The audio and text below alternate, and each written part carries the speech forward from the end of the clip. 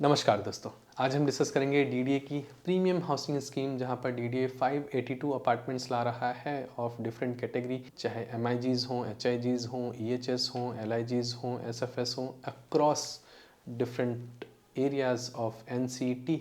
इस पर डिटेल में डिस्कस करेंगे। आपको कहां अप्लाई करना चाहिए, कहां ऑल टुगेदर अवॉइड करना चाहिए अगर आप एंड यूज़ के लिए देख रहे हैं या इन्वेस्टमेंट के लिए देख रहे हैं। दोनों ही केसेस में ये वीडियोस आपके लिए बहुत हेल्पफुल होने वाली हैं। इनफैक्ट मैंने डीडीए को काफ़ी कवर किया है। आपको एक प्लेलिस्ट भी मिल जाएगी और इस पर बहुत सारे वीडियोस मिल जाएंगे डीडीए को लेकर के। बेसिकली डीडीए ने एक अपॉर्चुनिटी दी है रिसेंट पास्ट में जहां पर पैसा अच्छा बनाया है इन्वेस्टर्स ने, और मेरी रिस्पॉन्सिबिलिटी है कि अगर रियल एस्टेट में कहीं पैसा बनाया जा सकता है तो ऐसी अपॉर्चुनिटीज़ मैं आपके सामने रखूं।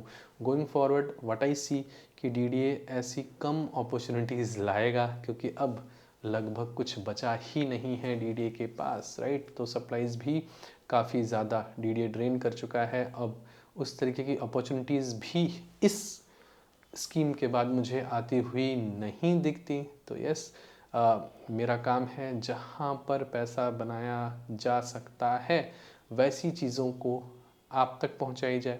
अगर आप गुड़गांव रियल एस्टेट या नोएडा रियल एस्टेट पर भी इंटरेस्टेड हैं तो आई थिंक आपको सब्सक्राइब करने के साथ साथ बेल आइकन भी दबा देना चाहिए, क्योंकि कुछ प्रोजेक्ट के रिव्यूज़ में बहुत लिमिटेड ड्यूरेशन के लिए अपलोड करता हूँ, से 3 या 4 घंटे। उसके बाद वो वीडियो टेक ऑफ कर ली जाती है। बट अगर आप उसे भी एक्सेस करना चाहते हैं तो आपको एलीट मेंबरशिप का ऑप्शन है, जहाँ पर आप प्री रिकॉर्डेड वीडियोस देख सकते हैं, किसी भी प्रोजेक्ट का एनालिसिस देख सकते हैं जो कि अनबायस्ड एंड ट्रांसपेरेंट होगा। मेरे पास 50 घंटे से ज़्यादा का रिकॉर्डेड कंटेंट है जो कि आपको किसी भी तरीके की रियल एस्टेट डिसीजन मेकिंग में बहुत सहायक होगा। रियल एस्टेट से रिलेटेड बहुत सारी एजुकेशन मैं ऑलरेडी दे चुका हूँ। तो डीडी की स्कीम्स पर वापस आते हैं। सबसे पहले एचआईजीज से शुरू करें तो जसोला में ऑप्शन है 162 स्क्वायर मीटर का प्लिंथ एरिया है और बेस प्राइस है इसका 2.14, और इस पर ऑफकोर्स बिडिंग होनी है और ये इससे 20 से 25% तक ये ऊपर ही जाएगा। अगर आप जसोला को लेकर के इंटरेस्टेड हैं तो मैंने इस प्रोजेक्ट का ही डिटेल रिव्यू किया हुआ है। इन माय ओपिनियन आज के डेट में भी जो इसके आसपास की लोकेलिटी है वो एचआईजीज डिज़र्व नहीं करती है। एक सब स्टैंडर्ड लोकेलिटी पर हाई इनकम ग्रुप के लिए 3 BHKs निकालना, मुझे लगता है कि ये लोकेलिटी और प्रोडक्ट का एक मिसमैच है। इस वजह से मैंने पास्ट में भी इसे रिकमेंड नहीं किया है और आज भी मैं नहीं करता हूँ। There are better alternatives available जहाँ पर आप इंडिपेंडेंट फ्लोर्स का ऑप्शन चूज़ कर सकते हैं। इस प्रोजेक्ट में ऐसा भी कोई बहुत बड़ा ओपन एरिया नहीं है, आप स्टिल डीडीए के पार्क्स पर ही डिपेंडेंट होंगे। तो in my opinion explore other options वो ज़्यादा बेहतर होंगे इस पर, क्योंकि अगर बेस पर ही मिल रहा होता तो फिर सोचा जा सकता था या 1-2 बिट बढ़ा करके चीज़ मिल रही होती। यहाँ पर ऑक्शन पर है तो रेट्स ज़्यादा जाएंगे, राइट। और locality as I said is not favourable. और एसएफएस के काफ़ी सारे ऑप्शंस हैं, रोहिणी में हैं, द्वारका में हैं, गाज़ीपुर और वसंत कुंज में हैं। तो चूँकि इसमें बहुत लिमिटेड नंबर ऑफ ऑप्शंस हैं तो if it suits you then you can go for it.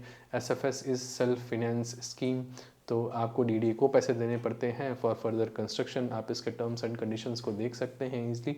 और चूँकि लोकेशन स्पेशली वसंत कुंज की और द्वारका की काफ़ी अच्छी हैं, और रोहिणी को ऑल टुगेदर अवॉइड करना है हमें। इनफैक्ट अगर आप एलआईजीज वगैरह के ऑप्शन देखें या एमआईजीज के ऑप्शन देखें तो इस बार रोहिणी में काफ़ी सारे ऑप्शंस आए हुए हैं। बट जैसा कि मैंने 2026 के प्रोडक्टिव वीडियो में भी कहा था कि आज से कोई भी अपार्टमेंट जो 15 साल पुराना है उसे हमें एटलीस्ट ऑक्शन पे तो नहीं खरीदना, क्योंकि आप लगभग मार्केट रेट पर ही चीज़ खरीद रहे होंगे। और मार्केट रेट पर पुरानी कंस्ट्रक्शन खरीदना यानी कि इनका एप्रिसिएशन नहीं होगा। इसके मल्टीपल फैक्टर्स हैं जो अब प्ले आउट करना शुरू करेंगे। इसको मैं कभी किसी और डिटेल वीडियो में बताऊंगा। बट मार्केट रेट पर ओल्ड कंस्ट्रक्शन जहाँ पर आपको बहुत अच्छी यील्ड नहीं मिल रही हो, इनफैक्ट यील्ड भी स्टैग्नेंट हो और रेट भी स्टैग्नेंट हो, और इस सिनेरियो में कम्पिटिटिव इन्वायरमेंट में अपने लिए इस तरीके के यूनिट्स जीतना बहुत फेवरेबल सिनेरियोज नहीं प्रोड्यूस करता है। तो आप इसे ऑल टुगेदर अवॉइड कर सकते हैं।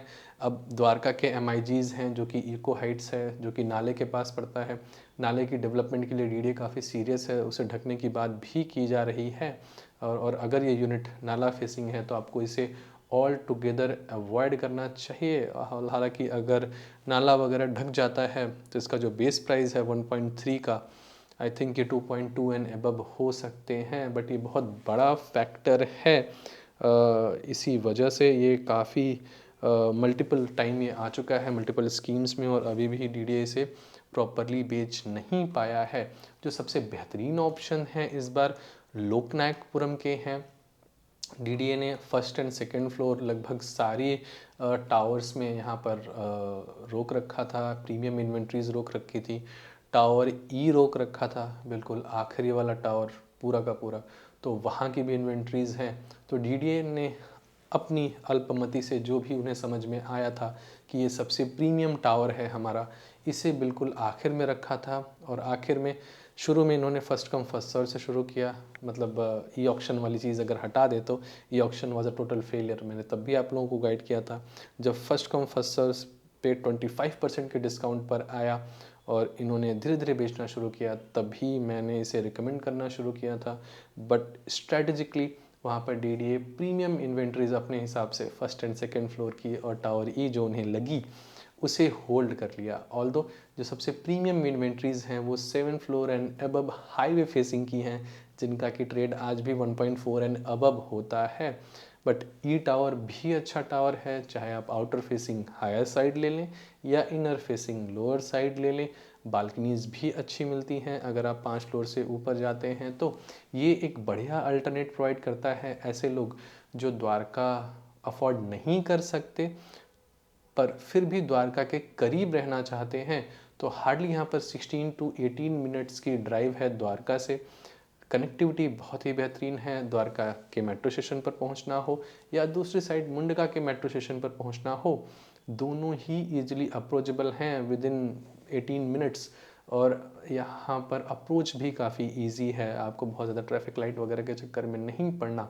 स्कूल्स वगैरह अच्छे हैं, हॉस्पिटल थोड़ा सा दूर ज़रूर पड़ सकता है, बट जिस प्राइस पॉइंट पर ऑफ़र किया जा रहा है अभी भी आपके पास 160 ऑप्शंस हैं एमआईजी में। कंस्ट्रक्शन क्वालिटी अच्छी है, मैं कहूँगा कि अबव एवरेज है बाकी डीडीए की कंस्ट्रक्शंस के कंपैरिजन में। और इतने सारे ऑप्शन होने के बाद बहुत ज़्यादा यहाँ पर कंपटीशन की उम्मीद नहीं है। तो अगर आप यहाँ पर बिड करना चाहते हैं और आपको यहाँ बिड कैसे करना चाहिए इसके लिए स्ट्रेटजीज़ वगैरह समझना चाहते हैं, तो ऑलरेडी इस पर प्री रिकॉर्डेड वीडियोज़ हैं कैसे हम ऑक्शन में अपनी स्ट्रेटजीज़ रखें। तो वो सेम फार्मूला यहाँ भी लगता है।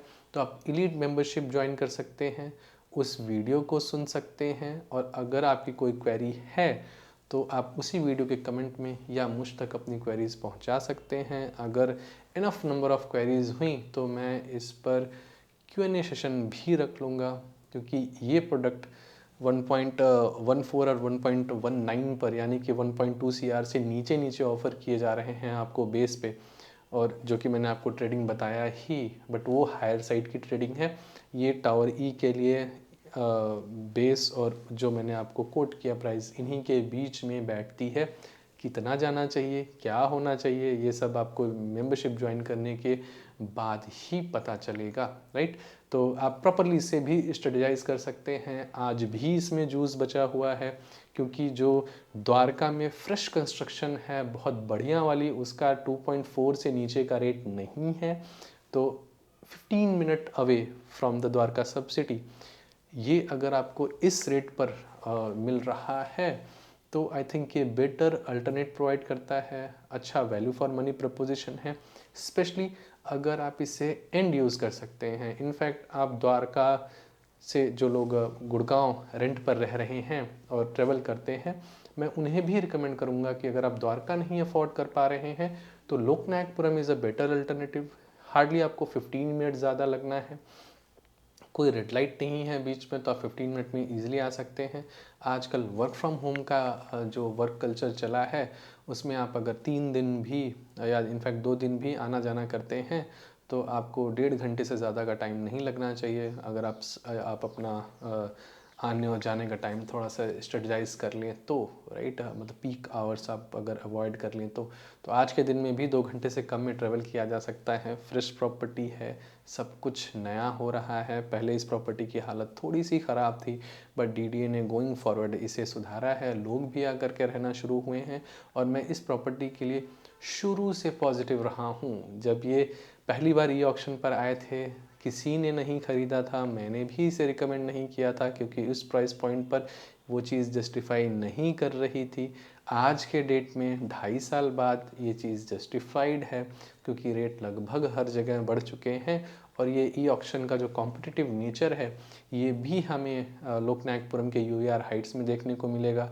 बिड्स जाने को 1.5 1.6 भी चली जाएँ हाउसेस, बट अगर आपको पता है कि एक्चुअल मार्केट वैल्यू इसकी कितनी है और आप उसके अंदर अंदर ले लेते हैं, तो इन्वेस्टमेंट प्रॉस्पेक्ट हो या एंड यूज प्रॉस्पेक्ट हो, दोनों ही बेहतरीन होते हैं। तो आशा करता हूँ कि एटलीस्ट मैंने लोकनायकपुरम के लिए, I think that's why I am saying कि शायद इसके बाद बहुत अच्छी अपॉर्चुनिटीज़ डीडी के पास ना हो। हाँ, टावरिंग हाइट्स एक बहुत बेहतरीन प्रोजेक्ट है, कंस्ट्रक्शन क्वालिटी बहुत अच्छी है, बेसिक्स अच्छे हैं, सेम लगभग साइज़ आपको 1.8 1.9 सीआर का मिलता है। ऑल्दो टावरिंग हाइट्स का साइज़ थोड़ा सा कॉम्पैक्ट है, बट जिस तरह की कनेक्टिविटी वो मेट्रो के लिए प्रोवाइड करता है, बिल्कुल शहर के यानी कि ईस्ट दिल्ली के बीचों बीच है। स्कूल्स, हॉस्पिटल, हर एक चीज़ आपके लिए वॉकेबल है, और वो 75 एकड़ के इकोसिस्टम का पार्ट है, तो वो भी सेंस क्रिएट करता है। इसके बाद क्या है डीडी के पास ऑफ़र करने को, आई एम डाउटफुल, क्योंकि डीडी के पास जो बची हुई इन्वेंट्रीज थी, जो उन्होंने लॉन्ग टर्म लीज पे दी हुई थी या अपने एम्प्लॉयज़ के लिए रिजर्व करके रखी थी, उसे भी अब डीडीए लेकर के आया है फर्स्ट कम फर्स्ट सर्व में या ई ऑक्शन में, इन सारी चीज़ों में, जो कि मुझे सेंस बनती हुई नहीं दिखती इसकी। आप इसे डिमोलिश कर सकते थे, रिकन्स्ट्रक्ट कर सकते थे, बैंक एम्प्लॉयज़, गवर्नमेंट एम्प्लॉयज़ को ऑफ़र कर सकते थे, या नया बना करके फिर बेच सकते थे, वो ज़्यादा सेंस क्रिएट करता। रोहिणी जैसी लोकेशन पे पुरानी कंस्ट्रक्शन, रोहिणी में कुछ ऐसा नहीं हो रहा, इकोनॉमिक एक्टिविटी ऐसी इंक्रीज़ नहीं हो रही है कि आपको वहाँ पर बिड करके घर खरीदना चाहिए। जो ऑलरेडी एग्जिस्टिंग इन्वेंट्रीज़ हैं वो खुद स्ट्रगल कर रही हैं, रेट्स वहाँ के ऑलरेडी स्टैगनेट हैं। तो ऐसे मार्केट में कम्पिटिटिव नेचर में आपको बिड्स नहीं लगानी चाहिए, ये मेरा पर्सनल ओपिनियन है। आपका क्या थॉट्स हैं रोहिणी के 22, 23 हों, 18 हों, इन सेक्टर्स को लेकर के नीचे कमेंट बॉक्स में लिखें। क्या इतना कॉम्पिटिटिव होना चाहिए किसी पुरानी कंस्ट्रक्शन के लिए? जैसे एक्सटेंडेबल हाउसिंग स्कीम है द्वारका में, ये बहुत पुराने अपार्टमेंट्स हैं। आई थिंक ये ग्रुप सी या ग्रुप डी के लोगों को डीडीए ने एलोकेट किए होंगे, अब वो रिटायर हो चुके हैं, तो अब वो खंडहर वाली हालात में हैं और उनका बेस प्राइस लगभग 2 करोड़।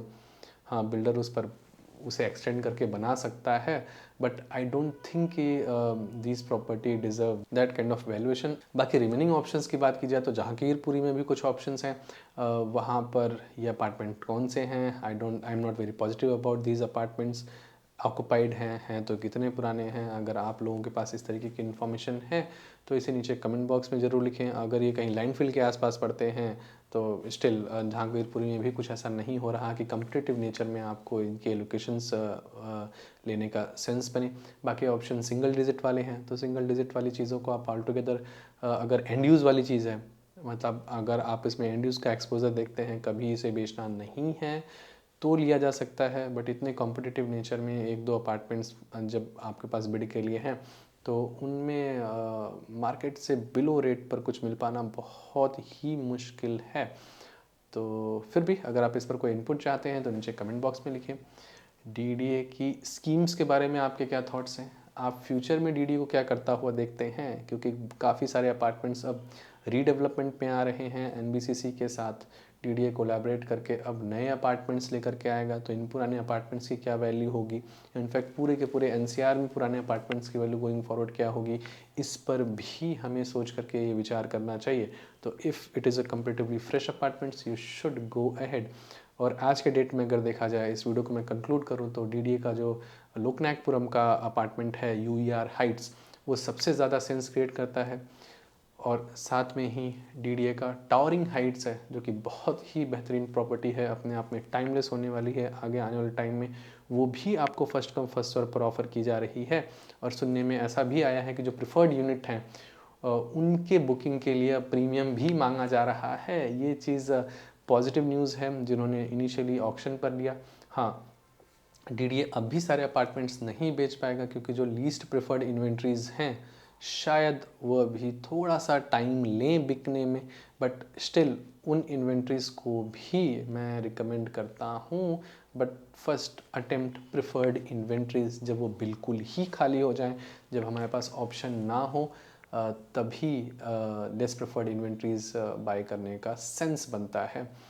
आपके क्या थॉट्स हैं इसे? जैसा कि मैंने कहा DDA को लेकर के, दिल्ली NCR को लेकर के, इनफैक्ट 2026 का जो मैंने प्रोडक्टिव वीडियो बनाया है, प्रॉपरली एनालाइज किया है उस वीडियो में पूरे के पूरे रियल एस्टेट को, उसे भी देखें, उस पर भी अपने थॉट्स को रखें, DDA के बारे में थॉट्स को रखें। आगे आप दिल्ली NCT का फ्यूचर कहाँ देखते हैं, क्या लैंड रिफॉर्म्स आएंगे, 2041 का जो मास्टर प्लान DDA ने कमिट किया है उसका इम्प्लीमेंटेशन कैसे होगा, क्या चैलेंजेस आप इनमें देखते हैं, इसको प्लीज़ शेयर कीजिए।